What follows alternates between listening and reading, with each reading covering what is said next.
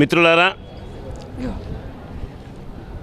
రైతాంగం గత 4 సంవత్సరాలుగా ముఖ్యంగా యాసంగిలో ఈ ప్రకృతి విలయతాండంతో నష్టపోతున్నా ఒక్క నయా పైసా కూడా నష్టపరిహారం రాలేదు. అట్లాగే పంటల బీమా అనేది ఉంది అంటున్నారు లోన్ ఇచ్చినప్పుడు, కానీ నష్టం పోయినప్పుడు మాత్రం పంటల బీమా క్లెయిమ్ కావట్లేదు, ఒక నయా పైసా వస్తలేదు. పైగా మేము 10,000 ఇస్తాము 5,000 ఇస్తామని చెప్పేసి మోచేతికి బెల్లం పెట్టారు.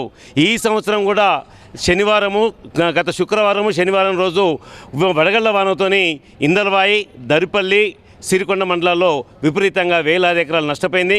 మేము అఖిల భారత ఐక్య రైతు సంఘం కార్యాచరణ కమిటీ ఆధ్వర్యంలో కొండూరుని మేము పరిశీలించాం.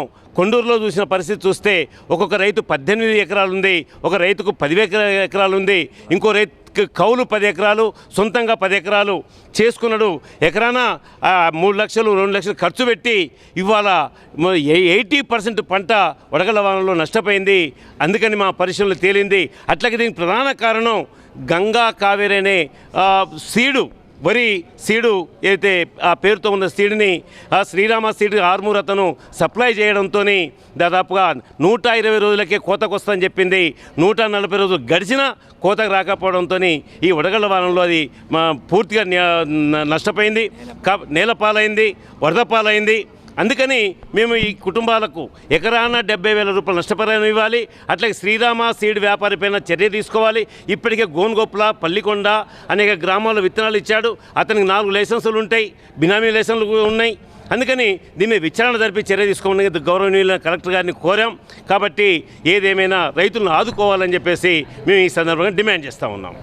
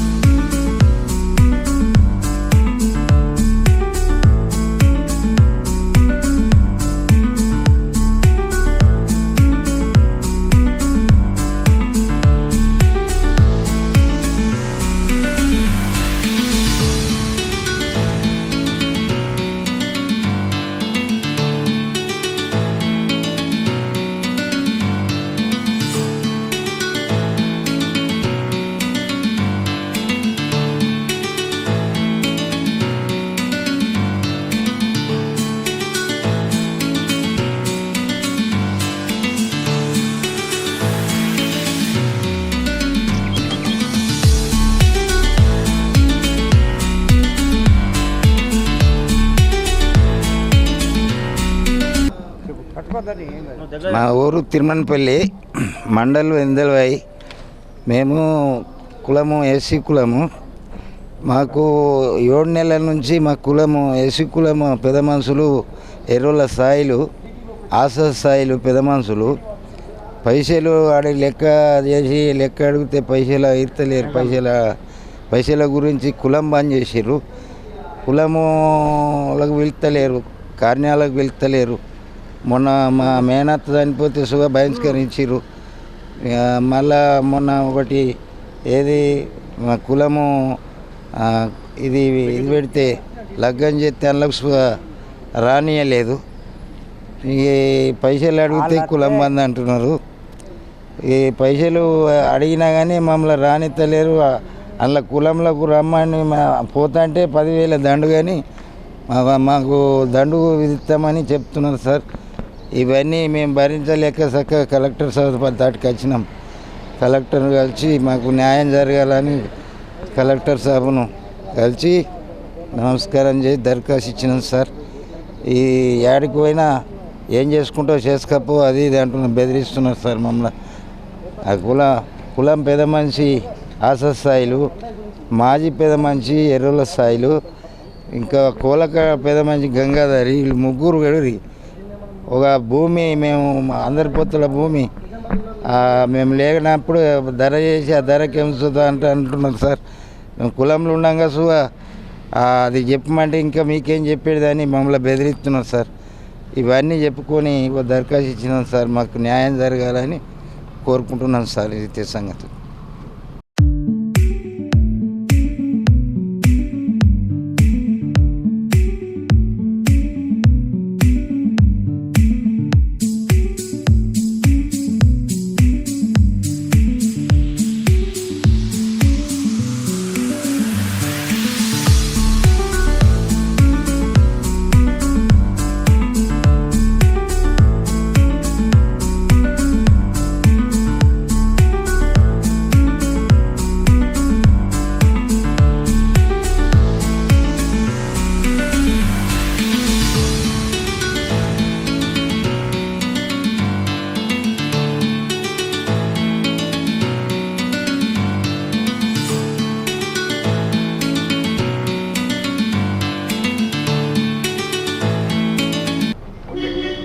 ఆదివాసీ హక్కుల పోరాట సమితి తుడుం దెబ్బ ఆధ్వర్యంలోని నిజామాబాద్ జిల్లా కమిటీ ఆధ్వర్యంలో జిల్లా కలెక్టర్ గారికి వినతి పత్రం ఇవ్వడం జరిగింది.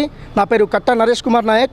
ఆదివాసీ హక్కుల పోరాట సమితి ఆధ్వర్యంలో జిల్లా వ్యాప్తంగా ఉన్న ఎస్సీ ఎస్టీలకు రాజీవ్ యువ వికాస్ పథకంలోని అధిక ప్రాధాన్యత ఇవ్వాలా, అలాగే గత ప్రభుత్వంలో కూడా ఎస్సీ ఎస్టీలకు 3 ఎకరాల భూమి ఇస్తారని చెప్పేసి ప్రభుత్వం 3 ఎకరాల భూమి ఇవ్వకపోగా నిరుద్యోగ యువత కూడా పెరిగిపోయింది. కాబట్టి ప్రభుత్వం ఖచ్చితంగా ఎస్సీ ఎస్టీలకు అధిక ప్రాధాన్యత ఇస్తూ, అలాగే రాజీవ్ యువ వికాస్ పథకంలోని ఎస్సీ ఎస్టీలకు అధిక ప్రాధాన్యత ఇస్తూ, దాంతోపాటు నిరుద్యోగ యువతలకు కూడా సత్వరమే ప్రోత్సహించి వారికి సరైన మెరుగైన అవకాశాలను కల్పిస్తూ నిరుద్యోగ యువతకు స్వయం ఉపాధికి ప్రభుత్వం చేస్తున్న కృషికి మా ఎస్సీ ఎస్టీలందరికీ మంచి అవకాశాలు కల్పించాలా.